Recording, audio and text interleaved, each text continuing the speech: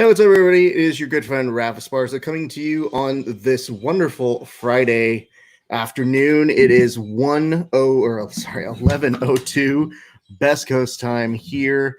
We have a great guest coming up in just a couple minutes, but until we get that guest, I want to walk you through a little initiative, a little push that we're asking folks to do here.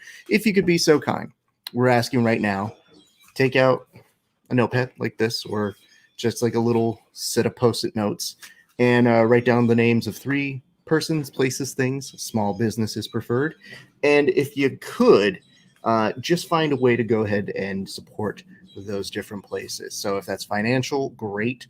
If you have the means to buy privates or seminars or set up any of those things, you want to support those businesses that are struggling as a result of the COVID situation. If you don't have the financial means, and believe me, I understand the economy is in a weird place, you can still donate your time. You can donate helping organize for your gyms. Any of those things, I'm sure, have large impact for those friends of our community. And if you don't have time for that or even the finances to do it, the simplest thing you can do is check in on your fellow training partners. It's a pretty easy proposition. Every day, write down the names, 3 person, places, or things, check on them, support them if you can. And if you really can give some money and buy a product, that is even better. Especially those folks who don't have like giant gyms. It's a really big help, I promise you. Small things go a long way. So anyway, we've got a great show coming up in just a second. But before we go on air live, I want to make sure that you guys are aware of what we got going on this weekend. So tomorrow we're doing a Let's Watch or Fight Companion to go along with the UFC that is happening. So tomorrow join us for the prelims. I think they start at about 3 p.m. We'll go all the way through the main card as well. We'll have some people drop in and out of it. And then, of course, we're going to do another Let's Watch for Submission Underground, which happens on this Sunday. And we have one of the gentlemen who is competing this weekend. He has an amazing matchup that I'm very excited to talk with him about. Well, you know, I see him in the room now. Why don't we just stop wasting time? Why don't we get to our guest, Don Stoner. Don, how you doing, sir? Hey, Ralph. How's it going, my brother? Doing great. Out here, it's in Washington, nice and sunny out here, 90 degrees. Washington State, it feels like Southern California. I'm loving it. Well, excellent. Sometimes Southern California doesn't feel like Southern California. It's like slightly overcast right now. But who knows? It could change within a moment's notice. Don, let me ask you this, my friend. How did you end up getting on this card? I know you've competed with them before, but did you tell them you were interested in keeping the momentum going? Yeah, so I had my first 2 matches. And then on this 3rd match, I had just a lot of momentum coming into this next card. And a lot of my students and a lot of my people and some new people that saw my fights asked them to put me on the card. So it was pretty awesome. I got on this card. So that's back-to-back matches since whenever the quarantine started. Now, let's talk a little bit about your opponent. He's got a lot of heat coming in. He's been competing like a madman. He's a kid, but man, does he fight like he's got years of experience in him. Oh, he's great. He's great. Roberto Jimenez. He's very, very skilled. He's been, I actually heard about him back when he was even more of a kid, like he was, 7, 8, 9 years old. And he was tearing up the IBJJF scene and competed just regularly until now, until he's a black belt at age 20. He's very good. He's very scrappy, very high paced. He has great chokes. He loves to take the back. That seems like his favorite thing to do. But I know he's going to have some other tricks up his sleeve. And yeah, I'm super excited. It's kind of like old school jiu-jitsu, myself versus new school jiu-jitsu with him. So I think maybe I'll hold it up for the old school flag. That's great, man. I mean, I love the fact that it shows a lot of faith in both Submission Underground to give you a matchup that I think is pretty dope. And I know this kid's getting called out left and right. So I see people who I interview all the time. It's like, I want to match with them. I want to match with them. And when I saw that they had announced you and him, I said, oh shit, that's a great match. That's going to be a lot of fun to see. Yeah, no, and that's the first thing when they sent me his name. I just jumped for joy. I said, this is what I need. I need a big match, win, lose, or draw. If I push the pace and I'm exciting, and hopefully everybody's safe, but we're gonna scrap and we're gonna go for it. And I think it's a huge match for me. I thought it was kind of cool too, because a lot of times in Submission Underground, you have like ex-UFC fighters, and then you have like the Abu Dhabi guys at the top of the game, like your Craig Joneses and your Wagner Rokas. But few and far between I've actually seen an IBJJF world champion like Roberto, who's, he's on the Jiu-Jitsu side of things, right? And I'm kind of on the submission grappling side of things. No time limit side of things is where I've kind of now I'm going all in. So it's going to be really, really interesting to see how our styles match up. Let's talk a little bit about, you've never been on the show before, so I always like to do a little bit of a profile before we go to talk any more about the match. So where does Jiu-Jitsu begin for you, sir? So I started back about 18, 19 years ago in Torrance, California.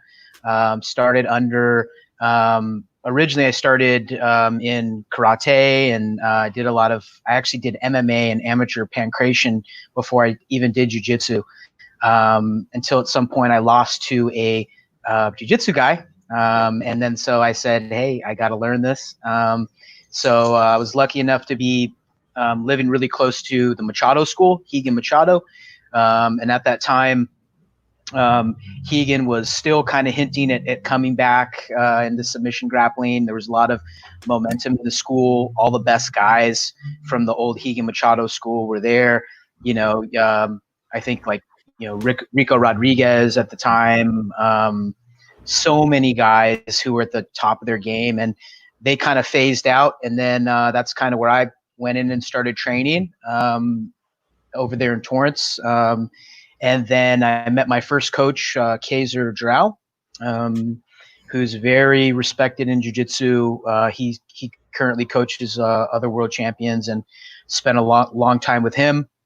And I was just hooked from day one. I got my butt kicked. Back then it wasn't like intro classes or fundamental classes. It's like, this is the real thing. We're going to kick your butt. We're going to see if you're going to come back the next day. And so thankful I did. When you mentioned that you started kind of more with mixed martial arts and karate first, what was the motivation to want to fight? Because I find, especially with sport practitioners, it's kind of oh yeah, I'm competitive, I want to do this. But to actually fight is a different kind of motivation. Yeah. So whenever I started, 12, 13 years old, came from a broken home, had a lot of family issues. And so martial arts was where that was my meditation. That's where I could get my frustration out, and just not having mom and dad around. My instructor, he was my kind of uncle, or I guess not father, but he took me in. And so I always wanted to make him happy. And I've always really wanted to make my coaches happy. But at the end of the day, broken home, overweight child, bullied child, I always had a chip on my shoulder. And I always wanted to prove myself in competition. And I've always been the underdog since day one, and I'm still the underdog today. And so anyways, my motivation was to fight, was just to test myself and just to prove that, technique and discipline and working hard, I could win some fights. And, and so we would always do full contact sparring in our karate school. And we would always do full on, head punches and everything. So I found out the pankration tournament, it was, I think, punches to the body when we were kids. And I was just like, I loved UFC, right? So I grew up on UFC like all of us. So I was like, I wanted to be the next one glove. What's his name? The one glove guy. Oh, yeah. I know what you're talking. Jamerson. Yeah. Yes, Ryan I wanted Jamerson. to just put it all in there and be a striker against grapplers. Hey, you know, I mean, the children don't understand this sometimes, but like these figures were way more larger than life because we didn't know. Like we didn't know the practice that you had to do. So everything was just very mysterious. When they said they were going to bring all these people together, you were like, one glove guy, gi guy. I don't know what this dude is, but he looks crazy. They pulled that guy from a bar. So to see it evolve into an actual sport and watch that growth, because for me personally, I famously, man, I was always like, I remember watching those first UFCs, and you had to watch it either on pay-per-view or on tapes. And you know, that was the era when I was growing up where I was still more of a pro wrestling fan. And I saw that blood happening, and I was like, okay, blood's okay. I can deal with that. Eye gouging, not so good with. And seeing like all that sort of shit at the very beginning that they had to refine and make kind of a thing, that once they made it a sport, I was like, all right, I'm interested again. Let me see how they went and made some modifications. And once I could see the strategy of it, I was like, oh, now I'm interested. Like now I want to know more about how this developed. And at that point, I felt like those first wave of folks made it so that the rest of us could easily understand it and have a system in place. Yeah, 100%. You know, we were watching VHS, and I was always a big Dan Severn fan. I always loved Dan Severn, and he got me kind of in the wrestling arts as well. Yeah, it's pretty interesting because, you know, a lot of times it was just a blood sport. Like you had the Holland guy knock out the sumo guy's tooth into the front thing, and you know, there was groin strikes early on and things like that. But it was the type of thing where the Gracie family, they knew that that's what they needed to do. Is the same thing that they did in Brazil, is to prove that jiu-jitsu is superior to other martial arts when they only have one style. Yeah. But as the sport evolved, obviously we ended up seeing different shifts in the sport. You know, we saw heavy jiu-jitsu, heavy wrestling in the beginning. Then we saw heavy striking. I personally believe that jiu-jitsu is going to be coming back because as the guys get better at wrestling and better at striking, there's kind of a gap here for the next wave of jiu-jitsu guys to come in. And as the old guys leave, kind of the Damian Mayas leave, and, you know, BJ Penn's been out for a little bit, we're going to see the new wave of jiu-jitsu guys come in, and the sport just keeps evolving. And that's why I love it. It just keeps going on and on and on. And yeah, man, I'm still a sucker for you know, these types of, you know, Ken Shamrock versus Mike Tyson, Tito Ortiz versus Mike. I'll watch any of those. I'll watch every single one of those every time. I feel a responsibility every time those come up, though, when we are talking about it on the podcast, to go, okay, everybody sit tight. The combined age of both of these competitors is 100. So we should probably temper our expectations. And, you know, for me, I'm like, listen, I want people to be able to make a living and do what they want to do. I just know that there are certain fights where I go, I'm okay. Not like watching right now, dude. The big conversation is Mike Tyson, and asking Mike to get back into, you know, bare knuckle or boxing, as I'm like, I don't know that my desire is to see it that high. But at the same point, if they're going to offer him $20 million, like, you know what, dude? Sure, do it. You look like you're in great shape. Go out and make your money. Yeah, 100%. You know, the fighter spirit is so strong. You know, you talk about, you know, you're hanging out at a barbecue and your uncle says, man, I used to do this and that in football, and I could go back and do it. This guy, Mike Tyson's actually doing it. He's a legend in boxing. And look, when you have the fighter spirit, you never want to hang it up. You know, look at Chuck Liddell. He didn't want to hang it up. Dana made him hang it up. And a lot of it, and we're just going to keep seeing this. And I think the UFC is getting better at now stopping guys from fighting too late in their careers. You have your freak of natures like Yoel. I think Yoel will be fighting in the 70s, but you know, but for the most part, I think usually in MMA you have a kind of your peaks around 30, because that's right when your knowledge kind of gets to your skills, your knowledge, and then your athletic kind of prime. It's a little later in MMA because it takes so long to learn the skills. So I think guys are able to fight a little longer. But that being said, I don't really like to see the 50-year-old guys really, hurt each other either. Well, that's the beauty of jiu-jitsu, though. That's the great thing about going to see masters. I still tell people, if you've never gone to see masters competition, go to watch it, because it is the greatest exhibition of all these guys who are obviously still wanting to compete at a high level. And then all of a sudden Lovato is in their category and you're like, wait, why? Go away, Lovato. Like, this dude's trying to go back to his accounting job in 2 weeks and be like, yo, I want a gold medal, you dick. Don't come here.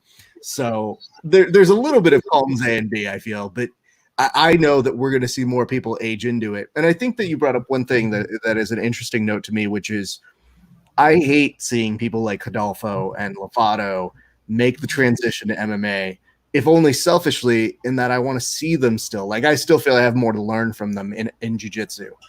And when I see them go, I realize, okay, you have to do that to make more money. And it's my hope now that we're going to get to a point where people can make a more informed decision of, no, I can make money doing jiu-jitsu as a sport, because oftentimes that's kind of the reason they tell you. Like, certain people, like Buchecha had even kind of toyed with it. And he was like, yeah, I think I'm going to do MMA. And then he was doing some of the practices. He's like, actually, you know what? Nah, I'll just keep doing this because I can get good paychecks. And I'm like, just as long as you're doing what you actually want to do. So as more people become jiu-jitsu artists who want to do both, you're going to see that gap close, in my opinion, due to that jiu-jitsu base. So that's what I'm happy about. People can make that decision and go from there. One question I'm curious to ask, though, is I always ask this of my guests, and I'm always curious, when did you fall in love with jiu-jitsu? Because it's one thing to just do it and be a hobbyist or a practitioner or a coach, but to make kind of a lifestyle and an actual career out of it. What made you fall in love with it? Do you remember specifically when? Probably, I mean, I was in love with jiu-jitsu probably in that first year. I knew when I was 14 that I wanted to fight MMA. I wanted to represent jiu-jitsu. I wanted to represent the Machado family. I wanted to go to Abu Dhabi. I wanted to be a coach. Now, it took me a long time, brother, because life gets in the way. But, it's like that. It's the old thing. If a student ever comes to me and he goes, hey, Don, I'm thinking of competing. Well, I always tell him, you're going to compete. If it's in your head, you're going to do it. Yep. And so whenever I fell in love with jiu-jitsu, that was in the back of my head that I wanted to do all this stuff, and, ended up doing it. That's awesome. That's a great feeling. I always tell people, I'm like, yeah, if you have the bug to do something, you have to scratch that itch, or else you're going to get really angry when you can't, So I think that's a very valuable lesson. Over the years, though, what have you found is maybe one of the best pieces of advice? If you're giving that to people, obviously you tell that to people who want to compete. What is some of the best advice you've given to like practitioners who sometimes either are struggling or who are trying to figure out how to develop their system? Because when you start to have that much experience in it, you sometimes see it before they do. Yeah. So number one, learn how to do this one. Tap. Number two, you're asking kind of how to put your game together and how to put the pieces together. That's a great question. I subscribe to the philosophy that I was taught from Master Hegan is you want to master 1 to 2 moves. You want to do those 2 moves 10,000 times, and then your game is going to build off of that. Don't follow the fads, but understand the fads, but trust in your game, trust in your couple moves. And if you do that, I think you'll have enough success with those couple moves that it's going to give you enough juice to keep going, because, you'll tap some, and then you'll tap some guys, you'll tap out, but at least you won't get dominated every time, hopefully, because you do have your go-tos. So I would say find your go-tos. For me, and it always changes too, which is the amazing thing about jiu-jitsu is, when I started, I was a triangle guy, and I always did, triangles, and then I went to footlocks, and then I went to RNCs, and now my evolution, I'm on leg locks. So it's ever evolving, but when you start, pick that move out, drill it as much as you can. So you being a Machado lineage, me as well, there's something you learn, I think, relatively quickly when you're around the Machado brothers, is that when they start to speak and they want to tell you a story, you just kind of hang back and go ahead. I'm intrigued to hear where this goes because there's so much history to what they have. Is there a particular Higgins story or moment that kind of stands out to you? Man, there's so many. I actually just had him on with my students. He graced us with an hour talking to my students because some guys were struggling during the quarantine, and he hopped on. He talked to all my students, and he told us some great stories. And then, like you said, just make sure that you have about 30 minutes to an hour etched out there for that story, which is awesome, right? So let's see. I have so many. I think one good one. I'll give you two. So number one, the one that I give is just kind of showed the champion that Higgin was and his mentality. Is one time at the World Championships, I was competing and I told Higgin that as a 18-year-old purple belt, 19-year-old purple belt, hey Higgin, I have all these guys. I have this guy in my bracket, this guy, this guy, this guy. There's 40 people in my bracket. And he's just listening to all these names of people. And he comes up to me and he goes, my friend, he goes, it doesn't matter. You're going to smash all of them. And he didn't know any of those guys. He didn't really care. Another story for Higgin, Higgins the type of guy where he just puts that happiness in you, and he just gives you, he always listens to you. And I've seen him, with movie stars at the Academy in Beverly Hills, and then some homeless guy will come up and strike up a conversation, and he'll just take his time and talk to the guy, and he's very young at heart. He has a young spirit, and yeah, so I don't know. I mean, there's so many stories with Higgin, but I think just talking about kind of who he is pretty cool. I mean, yeah, I feel like we get two completely different sides of a similar coin. Just because whenever Jean-Jacques is about to say something, he'll casually mention something, and then you'll just be like, I've only read about that or seen that in like a YouTube video or had someone explain it to me by proxy. And now the person can describe it to me. And you just sit there and I'm like, okay, well, everybody, no, shut up, white belt. No one cares what you want to ask right now. He's talking. And, I only go visit there every once in a while, but the family's always been very gracious. So it's always nice to hear kind of the other perspective because, yeah, we see Higgin on his Instagram with all these celebrities and all that sort of a thing. And that's becoming like an ambassador role that gets everybody to understand like, oh, actually it is kind of cool that more people are doing it. I worked on a show and they just showed a promo, so I can kind of talk about it. But there's going to be Demi Lovato on an episode of a game show with Ronda Rousey. And the two of them talk about training jiu-jitsu. And I'm over on the sides and I'm not producing. I don't have anything to do with that, but I'm just kind of like geeking out because when they cut to the commercial, the two of them were just exchanging notes about jiu-jitsu. And it was like hidden from everybody else. And I'm sitting there going like, this is awesome for us. Like this is great for the sport. And last week, the show, the first episode that had nothing to do with them, got about 6 million people. So you figure, man, 5 million people plus are going to get to hear a very positive influence about jiu-jitsu. So whenever people are like celebrities, I'm like, we'll take it, dude. I want more people to understand why this is good, because I feel like that's something that a lot of business owners have had as a struggle in terms of trying to explain why their gyms are important. So to me, I'm like, yeah, don't talk shit about celebrities when we can use all the help we can get in terms of education. So I did want to ask, how has your gym been throughout this, like the Corona and the COVID situation? So it's definitely been a struggle. I'm not going to lie. Like everybody, I've been blessed to be in a community it's a small community. It's about 15,000 people. And the past 3 years when I started my school up here, like I said, I've been blessed with so many amazing people that, like a lot of us, again, will really do anything to keep the gym going, and will really do anything to keep my dream alive, because I help them get what they want, whether it's fitness goals, defending themselves, helping their kids. They're helping me get what I want, which is just to keep this thing going, so pandemic hits immediately. I'm part of a marketing group that helps me with all my marketing. So immediately they told me, they said, Dawn, go out, tell your students we're going to be doing Zoom classes now. We're going all online.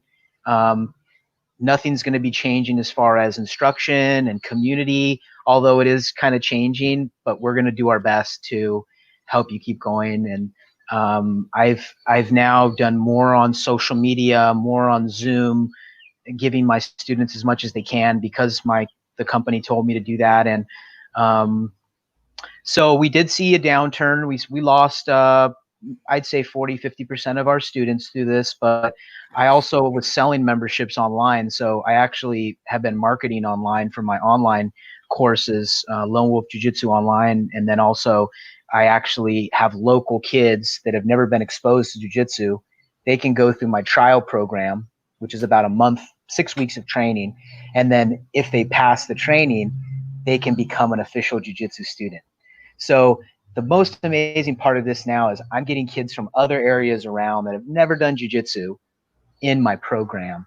And I'm showing them the basics, and really the mental side is what I show them, because there's no partners, so they're not going to be able to roll. Right. And a lot of them, when they come in the academy, they might not like it when they figure out that one of my little 5-year-old gray belts, puts them in something. But I think overall they'll be good, because I'm giving them the spirit of jiu-jitsu, and so that's been so cool to see this, to have that happen. Now my adult program has really dropped off, because the solo drills, the gymnastica natural, the practicing with your wife who doesn't want to practice can only go so far. So I ended up just offering them out privates and seminars, and I have some other Machado affiliates that are going to teach for me. I'm going to teach for them. But my whole mindset through this whole thing, man, is just I have to grind as hard as I can. I'm not going to make excuses. I'm not going to buy into the fear. Although we, like all of us, I do. Stuff freaks me out, right? But mainly I said, this is my purpose in life, is to show people jiu-jitsu, and I'm not going to let anything stop me. And so I found a way, we weren't growing like we were before, but we stayed stable. And I had a lot of my friends who reached out to me that I've been helping them with the same system, because I truly believe in it. That's good. I mean, I'm glad to hear you are coming up with creative ways to do it. It is definitely, I think, one of the most difficult times for gym owners, period, jiu-jitsu or not. So especially in our sport, it's very difficult to explain to people how by no means of anybody's own, for practitioners or coaches, like, it's not their fault this is happening. And so for me, it's been like, all right, well, how do we move forward? And I think part of your marketing group telling you to get online is going to create a digital presence that I think is going to make the marketing even easier as you continue. So that's an actual good step that comes from the result of this. One thing that I've been trying to ask people, because I don't know that people are doing this enough, is, what is it that you specifically don't think people understand with respect to jiu-jitsu, just in terms of how difficult it is during this time? Like in terms of a school owner? Yeah. One thing that they don't understand is, and I don't want to make a blanket statement saying that everybody doesn't understand this, but, you have a lot of people that don't maybe just make enough money to pay the bills, maybe just make enough money to get by, who have started their gyms and have poured their life's work into these facilities, taken financial risk to help the community be better, right? Because we know that when someone knows jiu-jitsu, when someone has the confidence of jiu-jitsu, they're less likely to do all the bad stuff, right? They're going to they're going to subscribe to the healthy lifestyle. And then from there, it's like a flower. When you have one person, they flower out and they affect everybody positively in their life. So like with my little school, maybe I got 150 people, but those 150 people told their people and their people and their people. Right. And so that's really the positive flow that our schools have. And, I think it's just understanding how very important this is to our mental health, to our physical health, and to help the school owners whatever way you can. Be very patient with them. I can't speak for other school owners, but I think that most school owners are going to just really grind to try to give their students more value than whatever value the customer lost. So if you paid them 2 months of memberships, a lot of instructors are going to come out and give you multiple $150 privates or multiple seminars or give you more private time. Stick with it. And just please be very forgiving to us that maybe you had to pay dues for 1 or 2 months, but just know that you're going to get tenfold if you stick with us in this sport. And if you stick with your coach during this time, think about how your coach is going to see you. He's going to love you. He's going to give you way more time, and not to say a lot of people that lost their jobs, we immediately stopped. We're very forgiving with people that had financial things going on, but I have people that haven't watched one Zoom class, but have told me keep charging me because I don't want this to go away. Kind of all over the place, but hope you got something out of that one.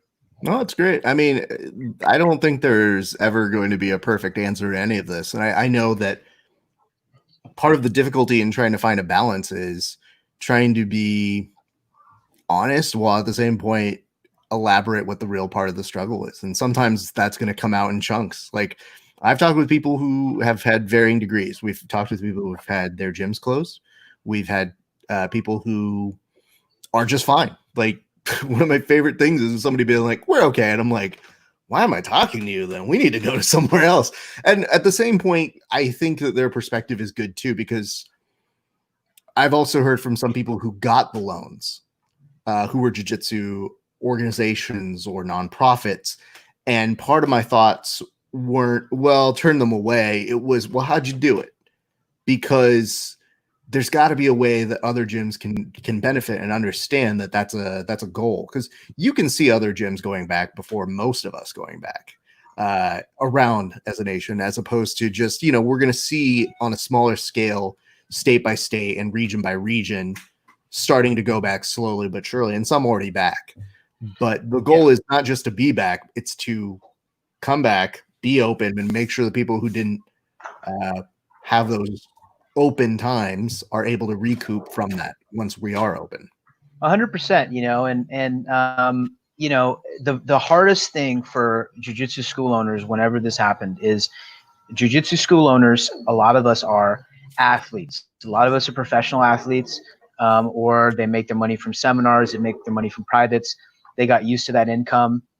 And then maybe they didn't really study business, or maybe they didn't really understand business.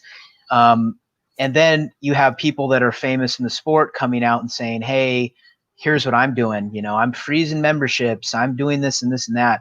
And I know people personally that follow them and that are now in very big trouble because they kind of followed the herd. They did not research. They just listened to the noise, man. And, you have to remember, like, and I'm telling other guys, school owners, like, this is like when you're a white belt, that's how hard you have to train. This is like however hard you had to start your school is how hard you have to do to keep it open. And I just feel bad for people that listen to too much of the noise because everybody's different. Maybe one guy has a successful online program so he can freeze all of his students, but I don't, right? So this is how I do it. So we're all different. But I truly believe from the bottom of my heart here that jiu-jitsu is going to come back so strong because people call me up and they say, hey, I've gained 30 pounds. I've gained 20 pounds. I really want to do this. I've been thinking about this and I've had 3 months stuck with my family, kids on me. I can't defend my kids' takedowns. I can't defend my wife attacking me when she wants my credit card. So I said, guys, come train jiu-jitsu.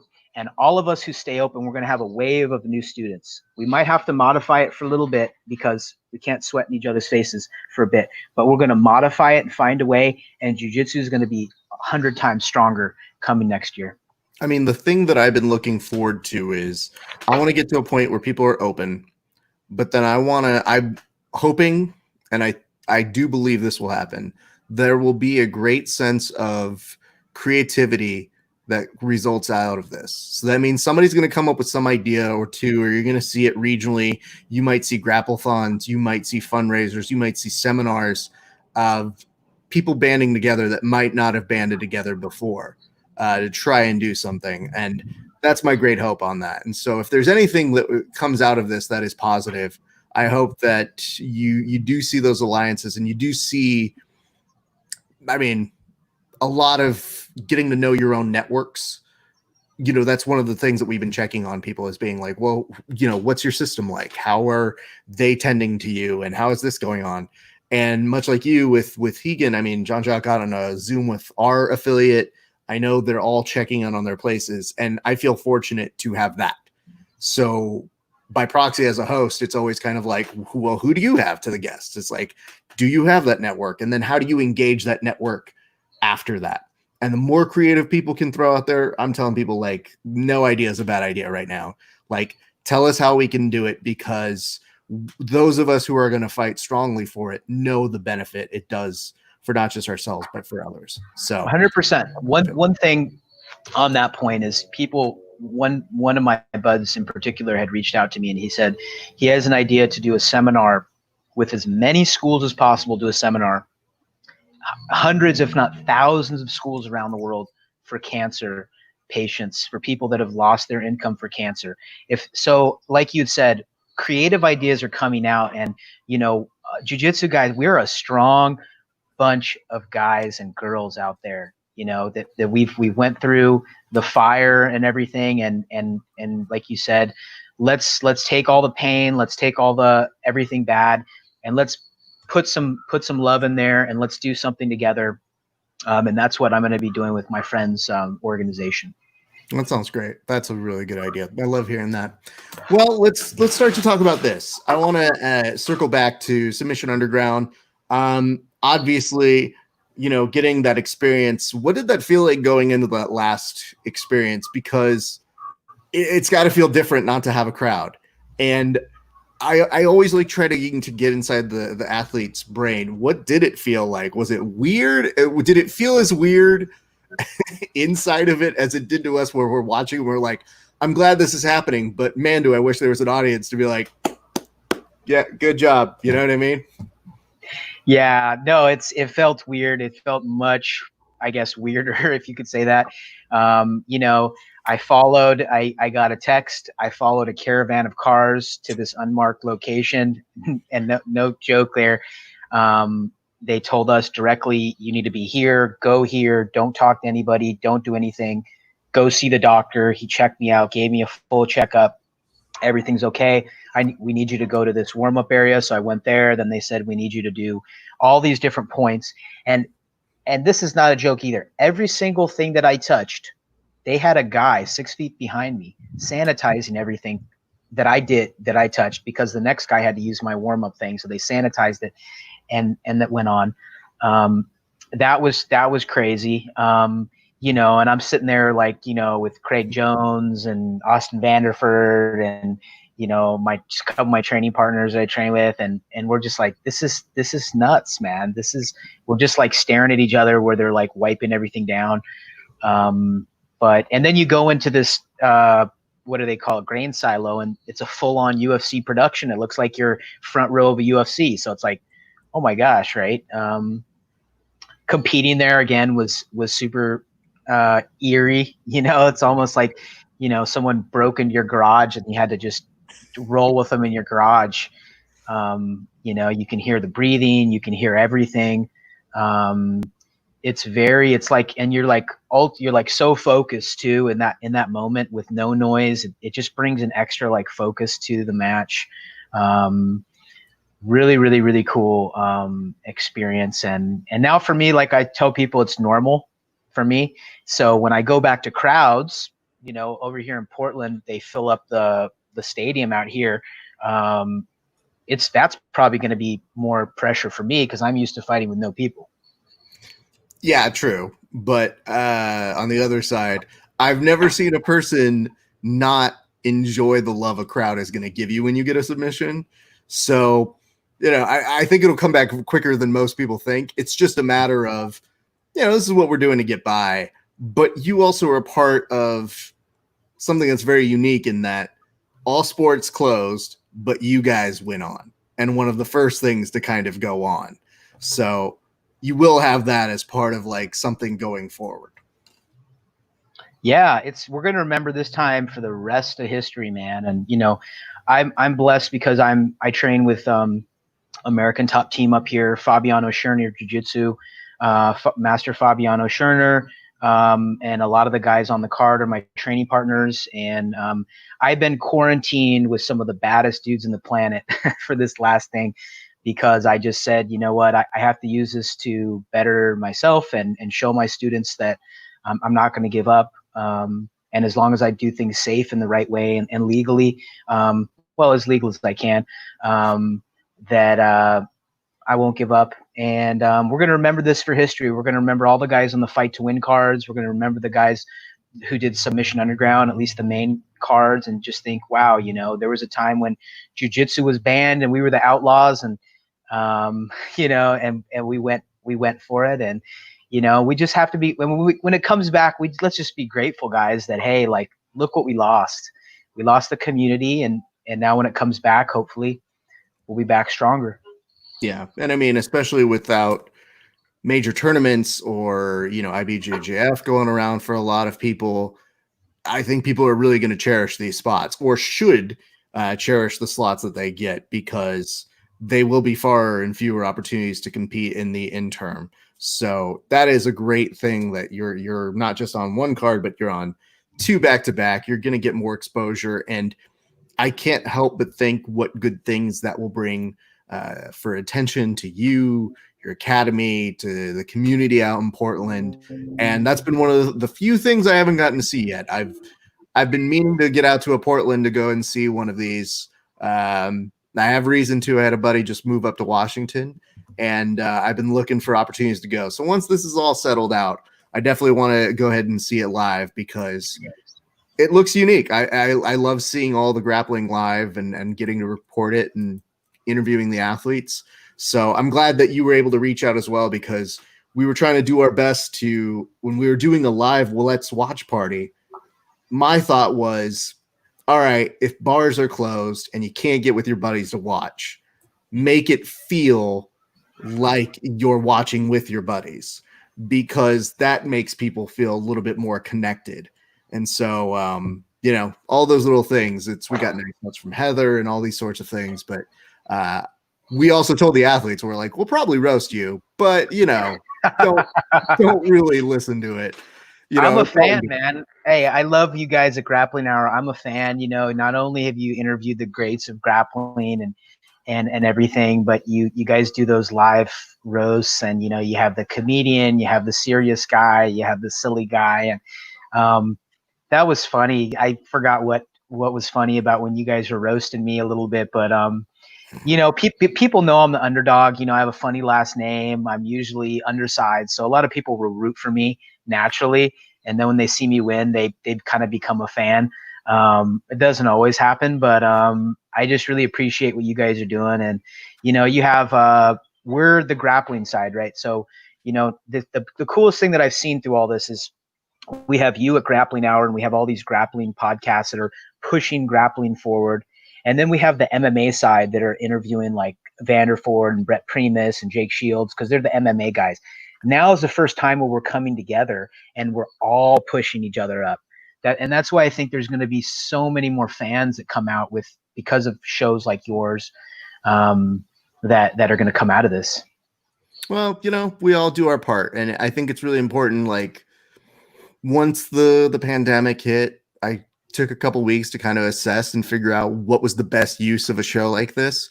And I said, man, Gary Tonin doesn't need more of my time right now. Like, other people can probably benefit from it and just do what seems normal. And I felt like in the past month or so, loading up on as many interviews as possible, just getting to hear people's stories. And there's so many similarities on a Venn diagram that you can go, oh man, this person's the exact same as this person, or their struggle is very similar, how they're dealing with all of this right now.